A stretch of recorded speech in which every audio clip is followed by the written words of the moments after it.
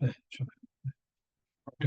오늘 저희 스테이트 학회 온라인 강의 시작하도록 하겠습니다. 오늘 주제는 스마트 KHP라고 제가 뭐 예전부터 만들어 왔던 건데요. 그게 벌써 어, 다섯 번째 버전으로 계속 이렇게 뭔가 새로운 게 좀 나오면 아이디어가 나오면 계속 업데이트하고 있는데요.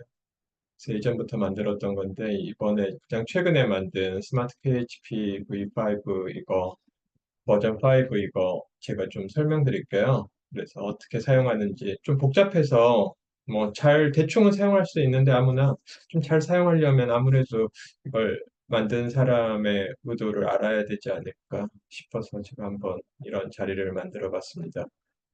뭐 시간이 우리가 뭐 한 30분, 40분밖에 주어져 있지 않았기 때문에 좀 제가 빨리 진행하도록 할게요. PHP는 뭐 다들 아시다시피 의료 패널입니다. 한국 의료 패널이고, 한국 의료 패널은 여기 잠깐 밑에 표에 쓰여 있지만, 일기 데이터가 있고요. 이기 데이터가 있어요. 일기 데이터는 일기 코호트 같은 경우에는 2008년부터 18년까지 11년간 조사한 데이터고요. 이건 이미 이제 끝나서 이제 완성된 데이터죠. 그러니까 모르겠어요. 저 같은 경우에는 가능한 이기 데이터를 최근에 연구에 사용해 보려고 하고 있는데, 이제 과거 데이터가 혹시 필요하신 분들은 일기 데이터도 사용할 것 같기는 합니다. 그다음에 이기 데이터는 1919년부터 2019년부터 2022년까지 가장 최근 데이터가 이렇게 나와 있고요. 그래서 4년 정도 패널 서베이가 되어 있는 상태입니다. 그래서 앞으로는 계속 이제 이기 데이터만 업데이트되는 이제 그런 구조로 되겠죠. 네. 그래서 스마트 KHP V5 이거를 실행하기 위해서는 역시 제가 작성한 코딩 파일이 좀 필요한데요. 코딩 파일은 총 30개입니다. 그러니까 일기를 KHP 일기 데이터를 만들어주는 코딩 파일들이 13개가 있고요. 아, 늦게 들어오신 분 계시네. 안녕하세요.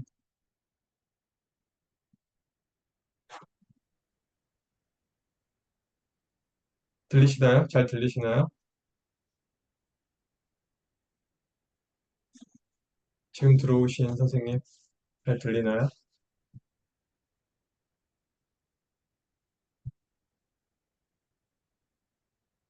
잘 들리는지 모르겠네요. 네, 들리시죠? 혹시 잘 안 들리거나 이러면 말씀하시고요. 그래서 일기 코딩 파일, 일기 데이터만 만들어주는 코딩 파일들이 따로 있고요. 그다음에 이기 데이터를 만들어주는 코딩 파일이 따로 존재합니다. 네, 그다음에 이제 DLG 파일은 이제 우리 다이얼로그 박스라고 그러죠. 다이얼로그 박스는 이제 일기를 선택하든 이기를 선택하든 이제 자기가 선택하면 그게 이제 실행이 되는 거겠죠. 그러니까 크게는 코딩 파일이 일기를 구동시키는 코딩 파일, 이제 그다음에 이기를 구동시키는 코딩 파일, 그다음에 이 전체를 어, 이 전체를 이제 어떤 메뉴를 선택해서 실행시키는 DLG 파일 이런 식으로 존재한다고 보시면 될 것 같습니다. 어, 그래서 이 코딩 파일 총 30개를 다운로드 받으시면 돼요.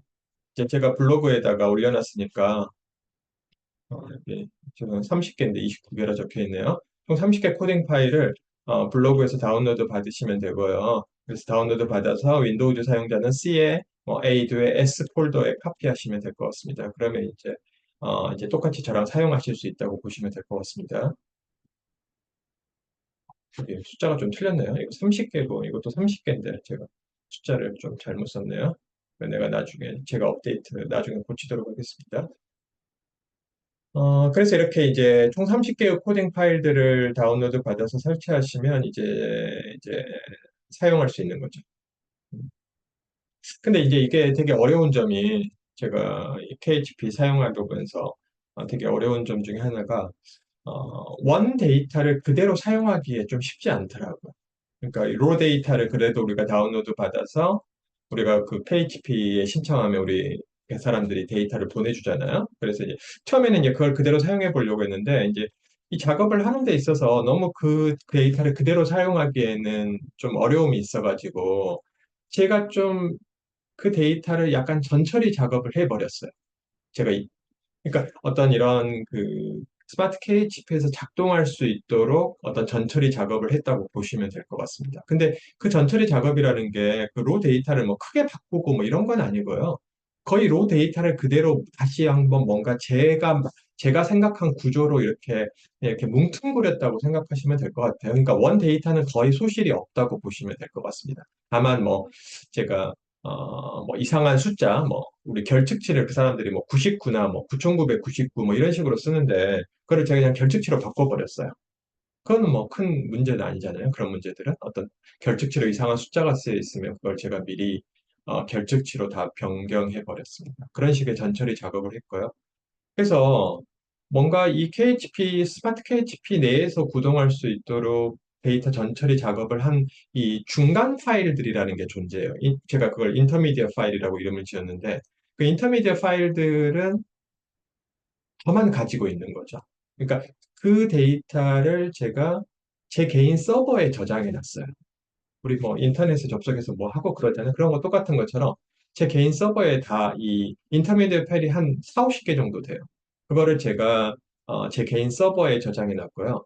그러니까 스마트 KHP를 실행하면 이 스마트 KHP가 어떻게 작동하냐면 그 한국 의료 패널 그 회사 아니 회사가 아니고 그 기관에서 다운로드 받은 그 로 데이터를 사용하는 게 아니고 제가 미리 서버에 놓은 인터미디어 파일을 사용하게 된다는 거죠. 그러니까 원 데이터를 갖고 있는 거하고 전혀 무관합니다. 원 데이터가 없어도 되는 거죠. 그러니까 그 인터미디어 파일을 서버에서 얘가 불러와서 제가 만들어 놓은 인터미디어 파일을 서버에서 불러와서 뭔가 작업을 하게 된다는 거죠. 그렇게 생각하시면 될 것 같습니다.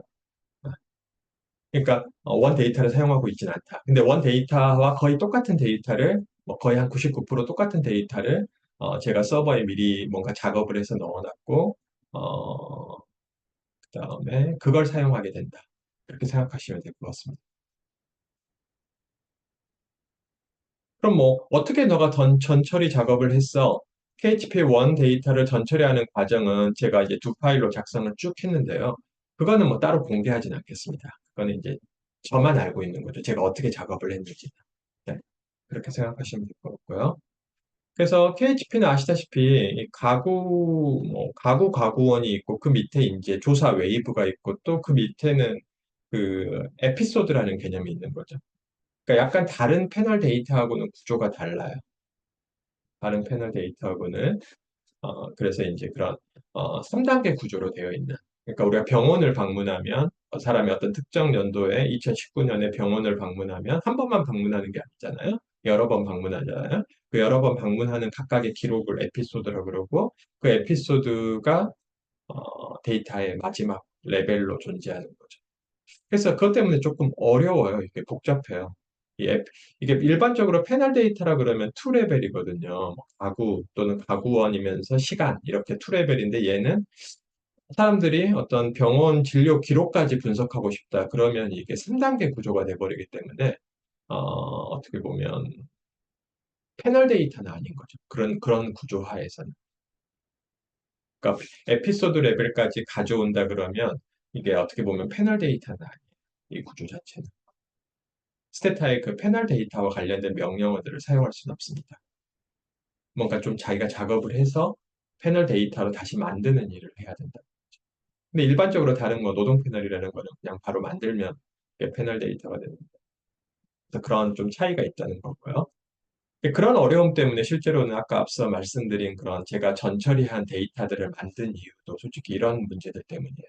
이런 복잡한 문제들 때문에 뭔가 제가 작업을 하기 쉽게 미리 만들어 놓은 거죠.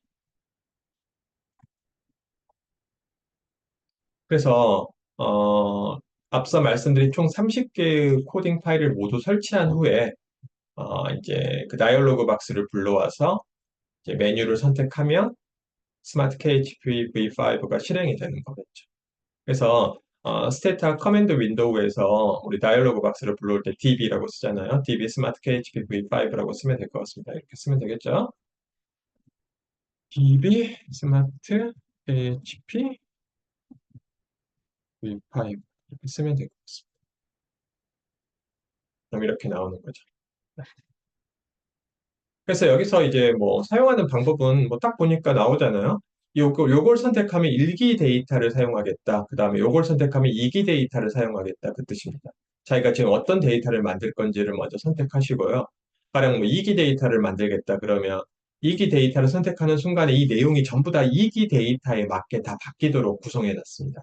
그러니까 요걸 클릭하면 요거는 1기 데이터에 맞게 구성되어 있는 메뉴고요. 그 다음에 요걸 클릭하면 2기 데이터에 맞게 구성되어 있는 데이터 구조라고 보시면 될 것 같습니다. 다이로그 박스 구조라고.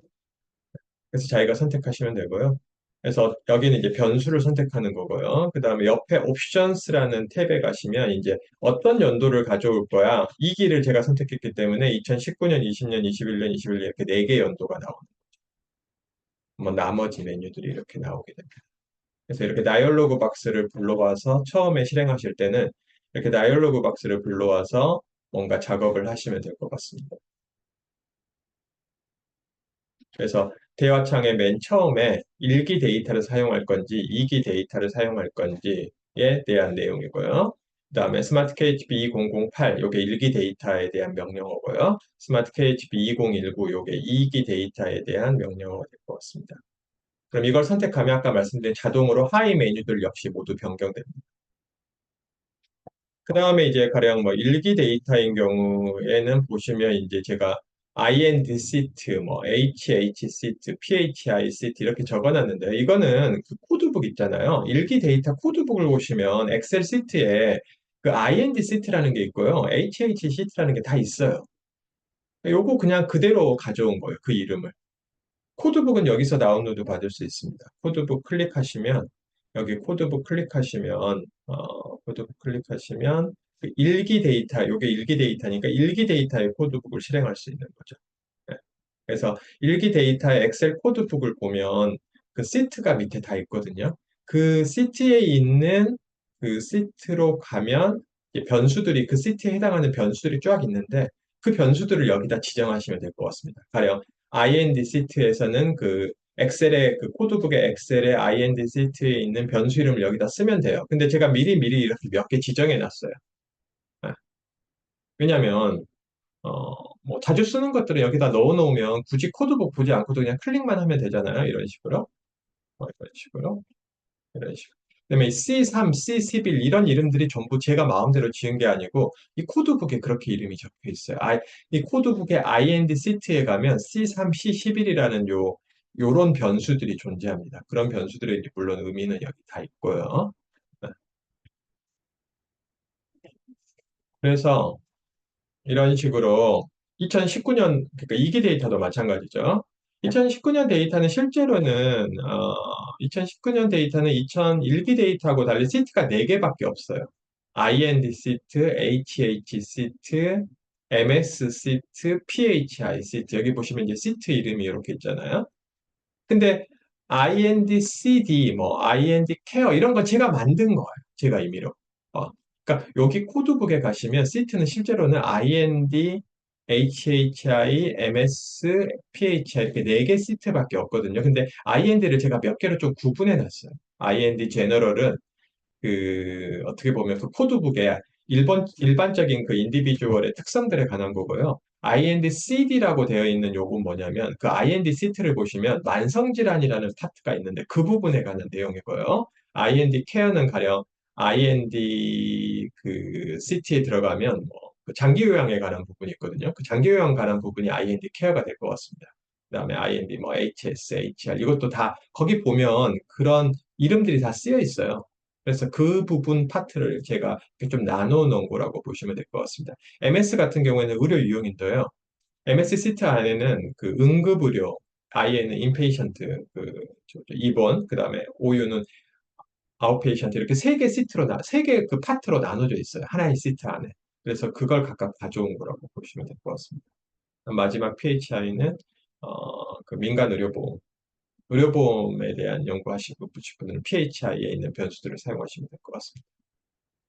그래서 그 엑셀 코드북의 시트를 앞에다 이름을 적어놓고 그 시트 안에 이제 세부 내용들을 이렇게 제가 좀 구분해 놨다고 보시면 될 것 같습니다. 좀 복잡해요. 제가 아까 처음에 시작할 때 말씀드린 것처럼 의료 패널이 데이터 구조가 상당히 복잡합니다. 그래서 그걸 어떻게 물론 자기가 어떤 특수한 파트만, 딱 특정한 파트만 사용한다 그러면 간단한데, 좀 여러 파트를 동시에 사용하는 분들한테는 이게 되게 어떻게 해야 되는지 이걸 좀 헷갈리기도 하고, 어떤 구조인지 이런 것들도 좀 이해하기가 쉽지는 않은 것 같아요. 좋습니다. 또 혹시 궁금하신 분들은 좀 질문하시고요. 어, 그래서 아까 말씀드린 대로, 이런 내용이 있고요. 그 밑에 보시면 또 2단계 질환 코드라는 게 있는데 모르겠어요. 거의 사용하진 않을 것 같아요. 가령 질환 코드 요거에서 가령 뭐 do not apply는 이제 사용하지 않겠다. 질환 코드를 사용하지 않겠다는 뜻이고요. 가령 외래에서 이렇게 질환 코드를 선택하면 여기 이제 메뉴를 사용할 수 있습니다. 이런 식으로. 아, 그러면 질환의 이름이 1번부터 51번까지 나와요. 아, 그러면 내가 어떤 특정 질환을 이렇게 뭐 11번하고 뭐 13번을 선택하겠다. 그러면 11번하고 13번을 이렇게 선택하면 11번 질환이 뭐예요? 알코올성 간질환, 천식 이렇게 두 개 질환을 선택하면 어, 내가 여기서 뭔가를 변수로 아까 선택하잖아요. 그럼 그 변수, 이 질환을 경험한, 이 질환으로 외래 진료를 받은 적이 있는 사람들의 데이터만 가져오게 됩니다. 그러니까 어떤 특정 질환이 있는 사람들만 나는 분석의 대상에 삼고 싶다. 그러면 질환을 선택하고 이 변수들을 선택하면 이 질환을 가지고 있는 사람들만 이 변수들, 뭔가 개인의 특성, 그냥 그 개인들만 낳는다고 보시면 될 것 같습니다. 근데 뭐 전체 질환, 어떤 개인들을 다 가져오고, 그다음에 나는 그 개인들 내에서 내가 관심 있는 질환을 따로 연구하겠다. 그러면 굳이 뭐 이런 거, 이 질환을 먼저 선택할 필요는 없을 것 같아요. 다른 부분은. 그래서 이렇게 하시고요. 그 다음에 옆으로 넘어가면 아까 말씀드린 웨이브를 선택해야겠죠. 몇 년도 데이터를 가져올 거냐. 그 다음에 워킹 디렉터 WD는 뭐 제가 맨날 사용하는 건데 그 그러니까 자기가 지금 데이터를 만들어야 되는데 뭔가 패널 데이터를 의료 패널로 그 데이터를 어디에 저장할 거냐 그 얘기고요. 세이브는 여기다가 이름 뭔가를 쓰면 그 만들어진 최종 데이터의 이름을 자기가 자기 마음대로 지정하는 거죠. 그러니까 데이터의 이름을 우리 저장할 때 지정해야 되잖아요. 그 이름을 여기다 지정하시면 될 거예요. 지정하지 않으면 여기 비워두면 제가 미리 지정해 놓은 그 파일의 이름으로 저장합니다. 그게 무슨 PHP 파이널 어쩌고 하는 그런 이름입니다. 그다음에 FID는 비밀번호입니다. 그러니까 이 스마트 KHP를 사용하기 위해서는 제가 미리 설정한 비밀번호를 알아야 돼요. 왜? 이 비밀번호가 실제로는 뭐냐면 제 서버에 접속하는 비밀번호예요. 아까 제가 서버에 데이터가 있다 그랬잖아요. 인터미디어 파일이. 그래서 그 서버에 접속하기 위한 비밀번호고요. 비밀번호는 지금 8700입니다. 나중에 뭐 여기 다 나오는데요. 870. 그래서 8700을 항상 입력하셔야 돼요. 지금은. 물론 뭐 비밀번호는 제 맘대로 바꿀 수 있는 거죠. 그래서 혹시 나중에 이게 작동 안 하면 비밀번호가 바뀌었구나 이렇게 생각하시고 저한테 다시 문의하시면 제가 새로운 비밀번호를 알려드릴 것 같아요. 그 다음에 엑셀하고 CSV 이건 뭐냐면 우리가 이제 데이터를 만들면 그 데이터는 그 스테타 데이터 파일로 DTA 파일로 저장이 되거든요. 혹시 그 DTA 파일을 엑셀 파일과 CSV 파일로도 나는 새로운 데이터를 만들고 싶다. 그러신 분들 왜냐면 친구한테 주기 위해서 친구는 스테타 안 쓰니까 뭐 파이썬 쓰니까 그래서 친구한테 주고 싶다 그러면 요걸 선택하면 그 마지막 완성된 파일이 이런 파일의 형태로도 저장이 동시에 됩니다. 그럼 친구한테는 이런 파일들을 주시면 되겠죠. 그다음 밑에 제일 마지막에 있는 요거는 뭐 이게 멀티플 엑스세드인 경우에 사용한다. 좀 복잡해요. 이거는 제가 만들어 놓고도 뭐 하게 그런 걸 가끔 모르겠어요. 가끔 필요한 사람들도 있을 것 같은데 나중에 한번 제가 기회가 되면 이거 설명드리도록 하겠습니다. 여기까지. 그래서 이렇게 잘 아시다시피 스테이트 안에 이렇게 다이얼로그 박스로서 뭔가를 한번 이렇게 실행해보고 이것도 이렇게 선택해보고 뭐 자기 마음대로 선택해보고 이럴 수 있겠죠. 다이얼로그 박스에서 실행하는 건 맨 처음에 한두 번만 하고요. 그 다음부터는 거의 다 사람들이 이렇게 뭔가 코드를 쓰잖아요. 이렇게 코드를 써서 두 파일에서 실행하는 게 스테타에서는 기본적인 사용 방법입니다. 그래서 스테타는 SPSS와 유사하게 그 다이얼로그 박스를 통해서 명령문을 실행할 수도 있지만 직접 명령문을 문법에 맞게 작성하는 이런 방법을 사용하는 게 더 적절할 것 같아요. 그래서 아예 명령문을 이제 가령 이 명령어는 뭐냐면 바로 이기 데이터를 만들 때 이걸로 시작합니다. 그 다음에 콤마를 쓰고요. 그 다음에 그 시트 이름 안에서 INDMU는 뭐냐면, IND, 여기 2019년에 보면 INDMU가 어디 있죠? 여기, 요거. INDMU에서 나는 요 세 변수를 가져오겠다. ER 건, IN 건, OU 건. 이런 식으로. 이게 아마 1년 동안 응급의료 이용 횟수, 1년 동안 입원 의료 이용 횟수, 1년 동안 외래 이용 건수입니다.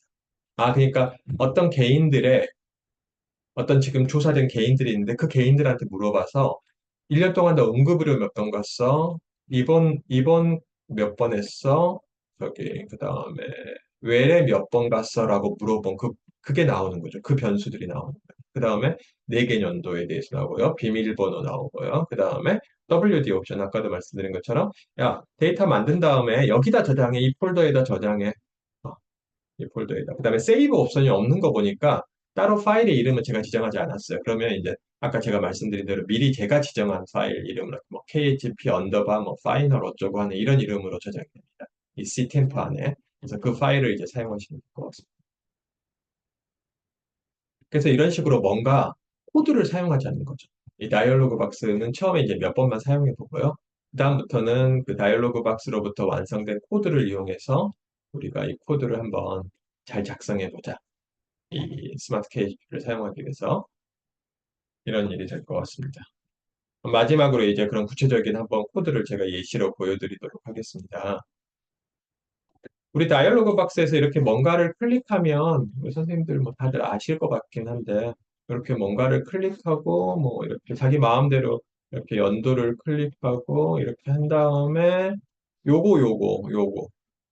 요거 클릭하면 코드로 만들어지죠. 요거 클릭한 다음에 여기다 이렇게 갖다 붙이면 이런 식으로. 네.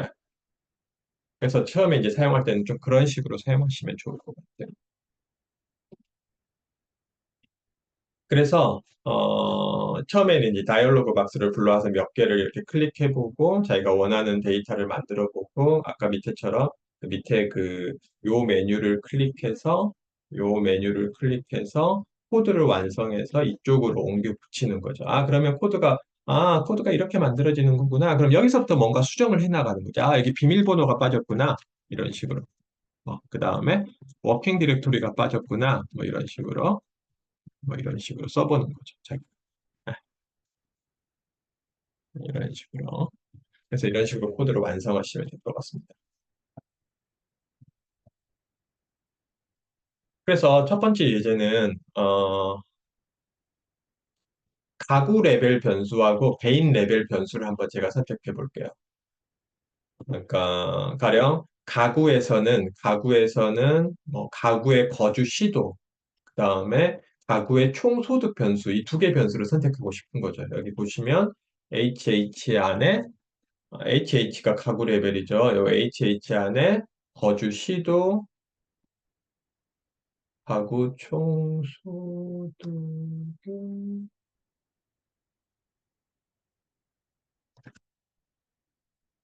가구 총소득 여기 있죠. 네, 여기 이렇게 있습니다.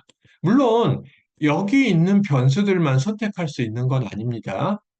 왜냐하면 HH라는 그 시트에 들어가 보면 변수들이 엄청나게 많아요. 근데 제가 여기 한 10개도 채 안 적어놨어. 그러면 나머지 실제 HH 시트에는 30개 변수가 있는데 너가 10개밖에 여기다 이렇게 적어놓지 않았다면 나머지 20개 변수는 어떻게 여기서 선택하는 거야? 라고 물어볼 수 있잖아요.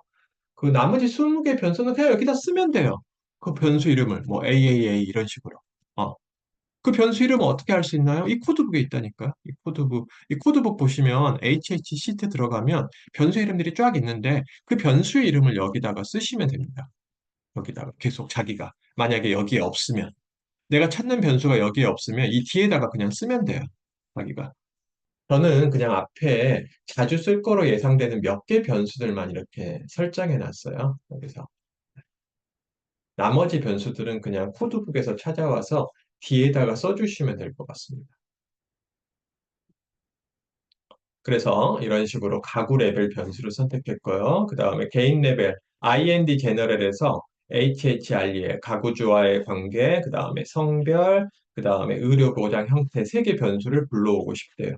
그리고 여기서 IND 제너럴에서 가구주와의 관계, 성별, 다음에 의료 보장 형태 이렇게. 그러니까 나는 패널 이 조사에서 PHP 2기 조사에서 그 가구의 특성과 가구원의 특성 변수를 가져와서 뭔가 이 패널 조사에서 어떤 사람들이 조사됐는가도 알고 싶어.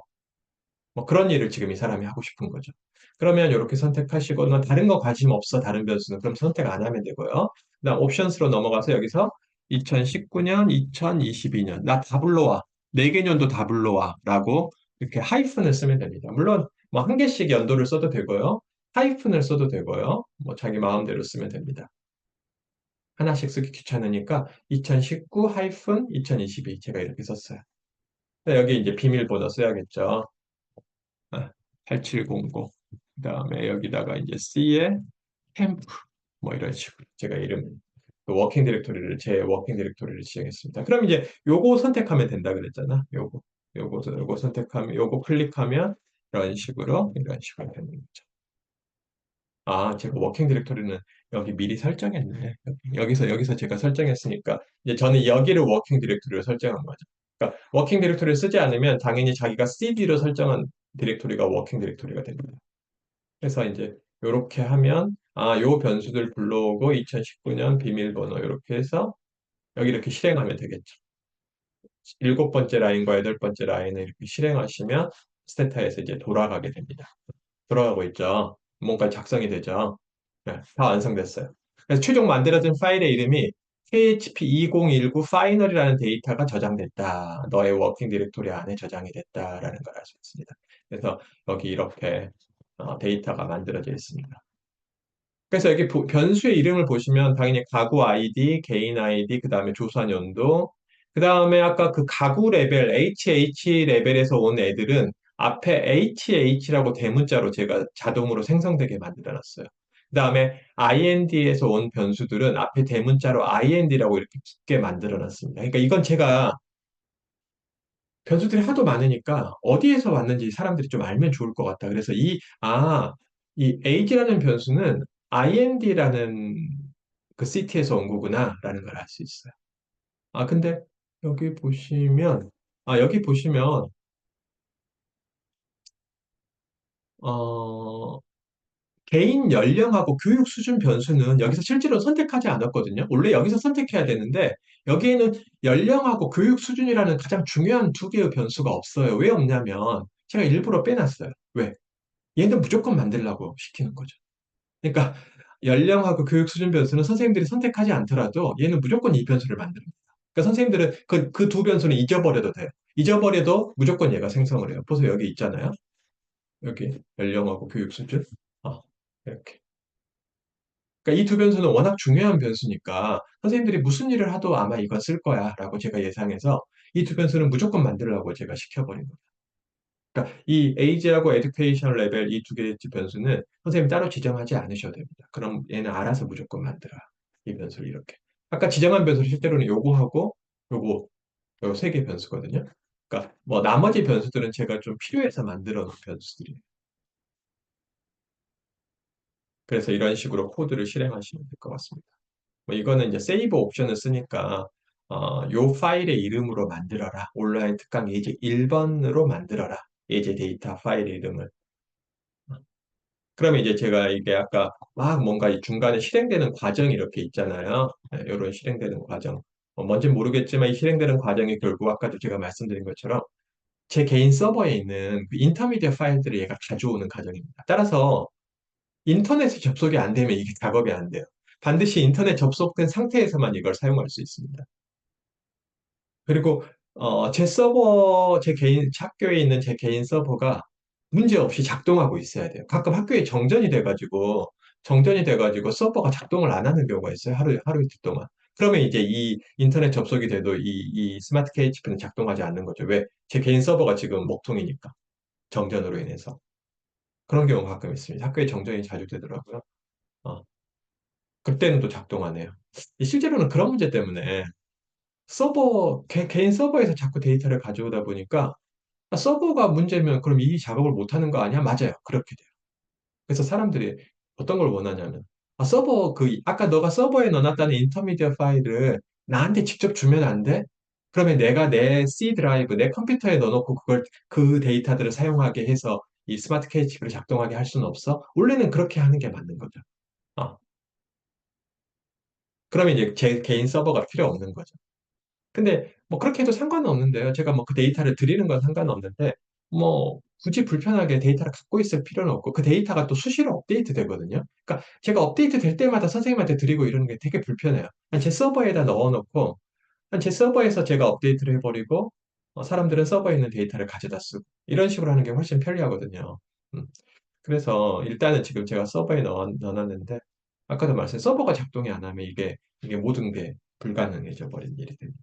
서버가 아까 정전으로 목통이 돼버리면 그렇게 알고 계시면 그래서 이게 스마트 캐주가 갑자기 작동 안 한다. 그러면 저 사람 서버가 지금 뭔가 좀 문제가 있구나 이렇게 생각하시면 될 것 같아요. 그래서 하루 이틀 뒤에 다시 해보시면 돼요.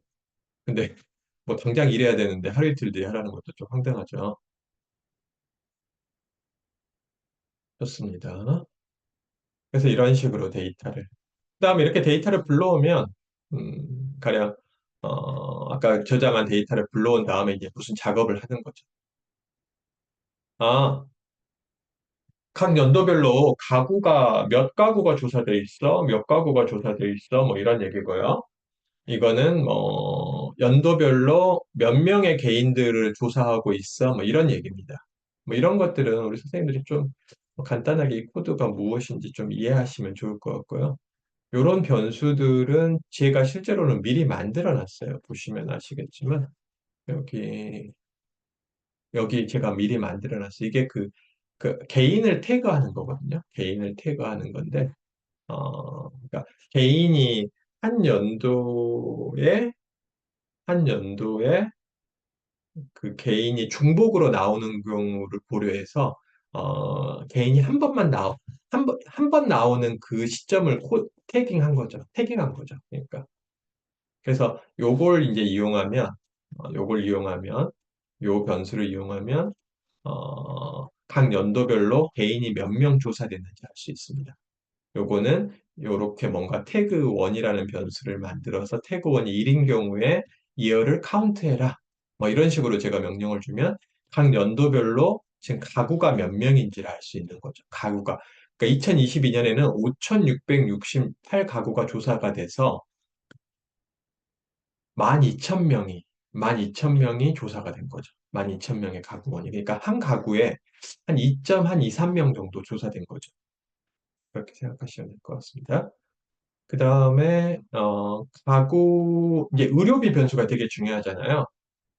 그래서 의료비 변수는, 그러니까 개인이 쓴 의료비 이런 거 궁금하잖아요. 의료비 1년에 얼마 썼는지, 1년 동안 얼마 썼는지. 그래서 의료비 변수는 어딨냐면, 여기 있습니다. INDMU, Medical Utilization이라는 이거에 있는데요. 여기에 바로 의료비 변수들이 있습니다. 그래서 1년 동안 이용 건수, 공급, 입원, 외래, 그 다음에 의료비는 어디 있니? 여기 있다. 연간 의료원, 연간 응급 서비스 수납 금액, 연간 입원 서비스 수납 금액, 연간 외래 서비스 수납 금액. 이게 이제 정확히 말하면 수납 금액이라서 의료비라고 보기는 현실적으로 좀 어려워요. 그렇죠. 선생님들 의료비 개념 아시죠? 뭐 수납 금액이라는 개념이 있고 비급여가 있고 그다음에 공단 부담금, 그러니까 보험자 부담금 이런 개념들을 솔직히 어떻게 보면 그런 걸 다 합쳐야지 그 뭐죠? 의료비라는 개념이 되겠죠. 왜냐하면 자기가 되게 큰 병으로 병원에 가도 실제로 수납은 되게 적게 할 수 있죠. 왜? 뭐 할인 같은 거 받고 아니면 고령자 뭐 아니면 기초생활수급자, 의료급여 수급자 뭐 이런 것 때문에 실제로는 되게 큰 병에 걸려서 돈은 많이 의료비는 많이 나왔는데 실제로 자기가 수납하는 금액은 별로 안 될 수 있겠죠. 그러니까 그게 과연 의료비인가? 뭐 이런 생각이 좀 들기는 드는데 그거는 이제 따로 자기가 만들면 돼요. 그 변수는 뭐 전체 의료비 변수는. 그래서 여기서는 이제 수납 금액밖에 없더라고요. 뭐 제가 제 맘대로 한 게 아니고 이 IND MU 시트라는 곳 안에는 수납 금액이라는 변수가 있더라고요. 그래서 이걸 제가 가져온 거라고 보시면 될 것 같아요. 근데 수납 금액이 과연 의료비냐? 이건 조금 의문이에요. 그러니까 실제로 어떻게 보면 out of pocket expenditure가 되는 거죠. 그러니까 자기가 실제로 지불한 의료비 이런 개념이 되는 거죠. 그래서 그런 거 혹시 분석하고 싶으신 사람들은 이런 변수 사용하시면 될 것 같습니다. 그래서 어쨌든 이 변수를 나 가져오고 싶다. 그러면 INDMU라는 요 시트 안에서 요 옵션 안에서 아까 그 응급 의료 건수, 입원 의료 건수 이 변수들은 그 다음에 의료비 변수, 수납 금액 변수를 여기서 이렇게 지정하시면 될 것 같습니다. 나머지는 똑같이 하고요. 그 다음에 가구 특성, 나 개인 특성도 같이 가져오고 싶어. 왜? 야, 의료비를 분석하는데 어떤 사람이 의료비를 많이 썼는지 이거 알아야 될 거 아니야. 가구 특성과 개인 특성을 알아야 될 거 아니야. 그러니까 이런 것도 같이 가져오자. 그럼 이런 식으로 역시 비밀번호를 입력하면 데이터를 가져오는 거죠. 이렇게. 한번 제가 카피를 해보겠습니다. 이거를 카피해 보면 또 뭔가 작동을 하겠죠. 열심히 이렇게 작동을 하게 될 것 같습니다. 작동을 하죠. 제 서버에 접속하고 있는 과정이에요. 지금 이게. 되게 빠르죠. 서버가 되게 빨라요. 왜? 왜냐면 아무도 안 써요. 서버라는 게 그런 거잖아요. 많은 사람들이 동시에 접속하면 느려지고 이러는 거잖아요. 근데 아무도 안 쓰니까 서버가 되게 한가해요. 그래가지고 서버가 되게 한가하니까 되게 빨라요. 인터넷 접속만 돼 있으면 순식간에 데이터를 다 가져옵니다. 왜? 아무도 안 쓰고 있으니까. 저 혼자 개인적으로 뭐 이것저것 하는데 쓰고 있습니다. 그래서 데이터가 이렇게 만들어졌습니다. 데이터가 이렇게 쭉 만들어졌고요. 그러니까 어떤 개인 첫 번째 개인은 어, 섹스가 E니까 이게 여자일 거예요. 여자고 나이가 몇 살이니? 나이가 82세. 82세 이 여성은 2019년에 입원 외래 건수가 36건이나 돼요. 외래 건수가.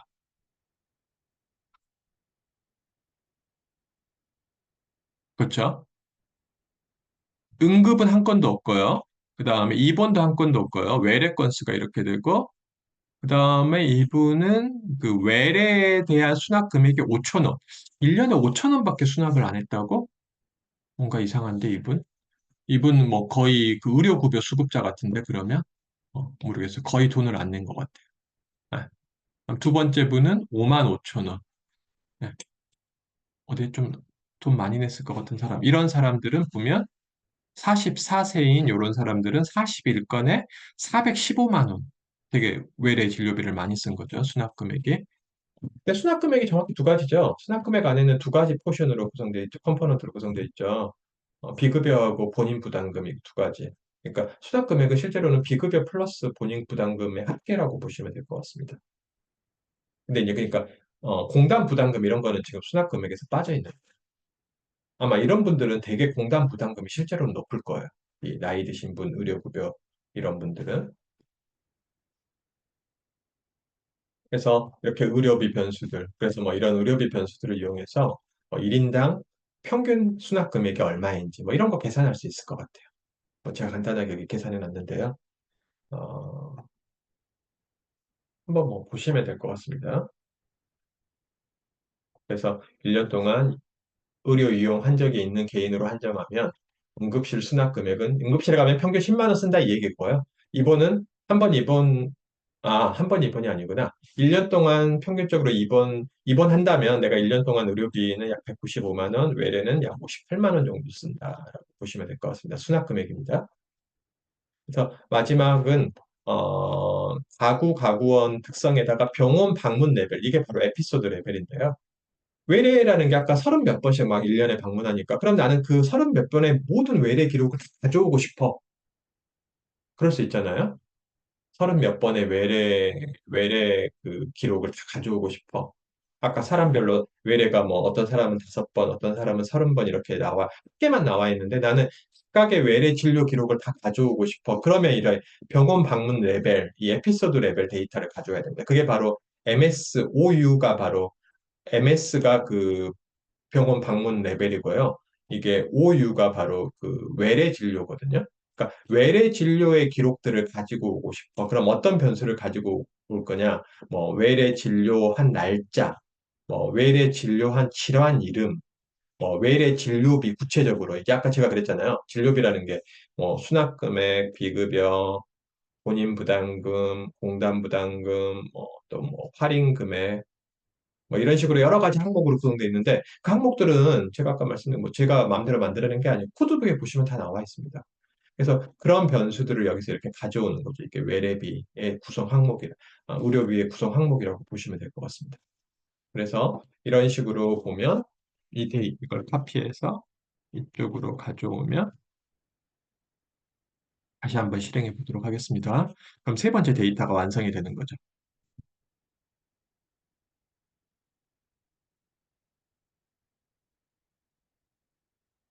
세 번째 데이터가 완성이 좀 오래 걸려요. 왜 의료비 이 마지막 병원 에피소드 특히 외래 진료 기록을 가져오는 건 되게 오래 걸려요. 왜냐하면 그랬잖아요. 한 사람이 한 번만 나오는 게 아니고 한 사람이 병원에 30번 가면 그 사람의 30번의 기록을 다 가져와야 되기 때문에 이게 되게 작업이 엄청난 기록이 돼요. 그래서 그게 좀 시간이 오래 걸리더라고요. 그러니까 그 데이터 자체가 워낙 큽니다. 그 외래 진료 기록들은. 입원이나 응급은 거의 사람들이 사용하는 서비스가 아니잖아요. 근데 외래는 되게 많이 가잖아요. 그래서 외래 기록들 가져오려면 시간이 좀 오래 걸리더라고요. 그거는 이런 차원에서 시간이 걸린다고 생각하시면 될 것 같습니다. 좀 시간 걸리니까 기다려보고요.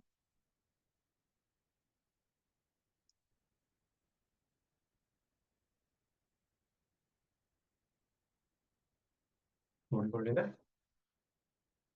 그래서 이제 아까 요 변수가 뭐냐면 요 변수 이제 코드북에 보세요. 이 변수 찾아보시면 아실 텐데요. 저 변수가 이제 우리가 외래 진료를 가잖아요. 그럼 외래 진료면 주 질환이라는 개념 있잖아요. 주상병. 야, 너 무슨 질환으로 도대체 이 병원에 간 거야? 라고 물어보면 이제 그걸 기록해 놨거든요. 그러니까 근데 이제 보통 그 질환 기록이 그 일기 데이터에는 KCD로 돼 있어요. KCD로 돼 있는데 이상하게 이 이기 데이터에는 KCD를 사용하지 않아요. 1번부터 51번까지 그 질환 번호라는 걸 사용합니다. 그래서 조금 뭐 애매한데요. 어쨌든 뭐 할 수 없죠. 그 사람들이 이렇게 만들어 놓은 걸 어떡하겠어요. 그래서 1번부터 51번까지 그 질환 번호, 아까 그 질환 번호 여기 있잖아요. 내가 닫아버렸구나. 아까 1번부터 51번까지 질환 번호가 이제 여기에 들어가게 됩니다. 내가 매번 병원에 갈 때마다 어떤 질환으로 병원에 갔는지 그 질환 번호가 들어가게 됩니다. 이렇게. 그래서 가령 이제 이 데이터에 사람들이 병원에 갔을 때 그 질환 번호가 있기 때문에 사람들이 어떤 질환으로 제일 많이 병원에 갔는지 그런 걸 계산해낼 수 있어요. 계산해 보니까 뭐 기타를 제외하고는 고혈압으로 진료 건수가 제일 많더라고요. 그다음에 감기 이런 게 진료 건수가 많다는 거를 알 수 있습니다. 이렇게 오래 걸리지? 이렇게 오래 걸리나? 밑에 나오네. 밑에 지금 50%밖에 안 됐어요. 여기 밑에 나오죠. 10, 20, 30, 40, 50, 60. 이게 100까지 가야 되거든요. 지금 60밖에 안 됐어, 아직도. 뭐 기다려보죠.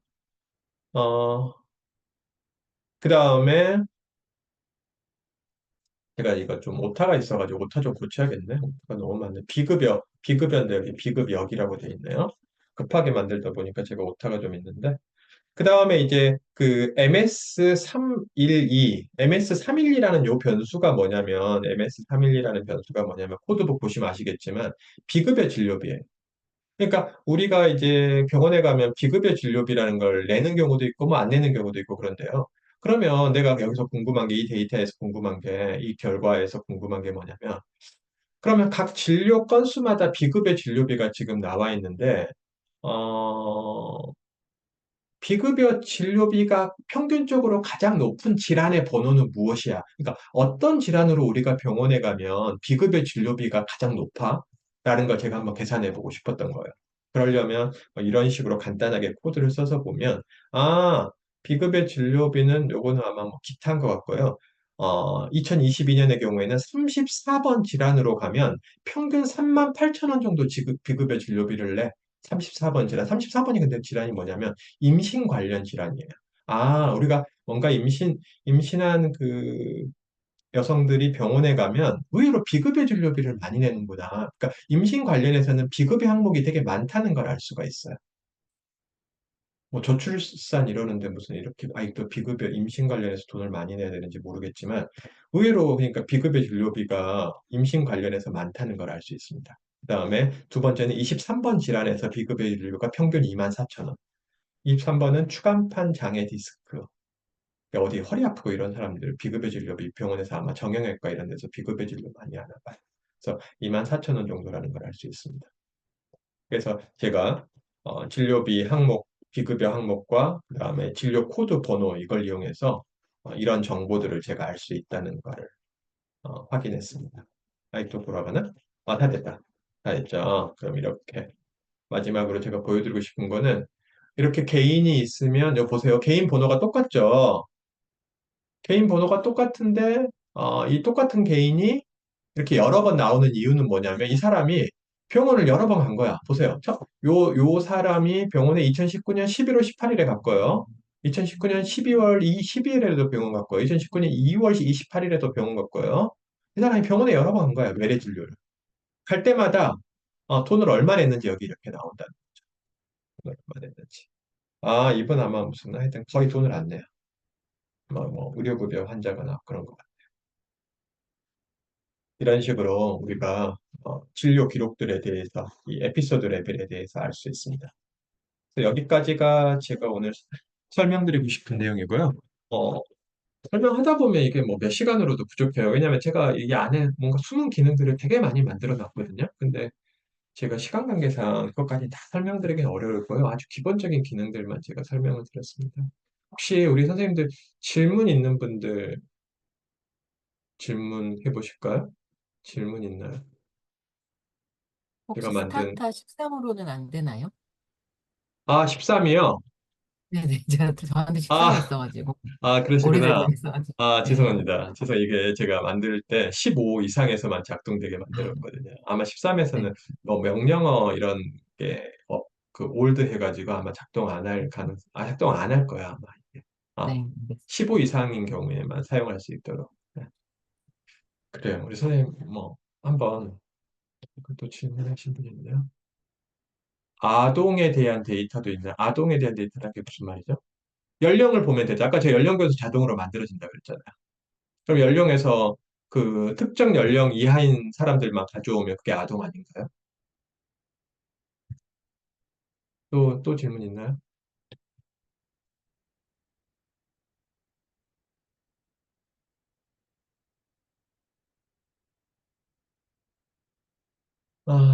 질문 없으시면 우리 1회일 아침부터 이렇게 제가 혼자 하는 것보다는 같이 하니까 좋네요. 네. 공유 중지, 여기까지 하도록 하겠습니다. 공유 중지하고, 우리 선생님들. 네, 그래요. 네, 하여튼 고생하셨고요.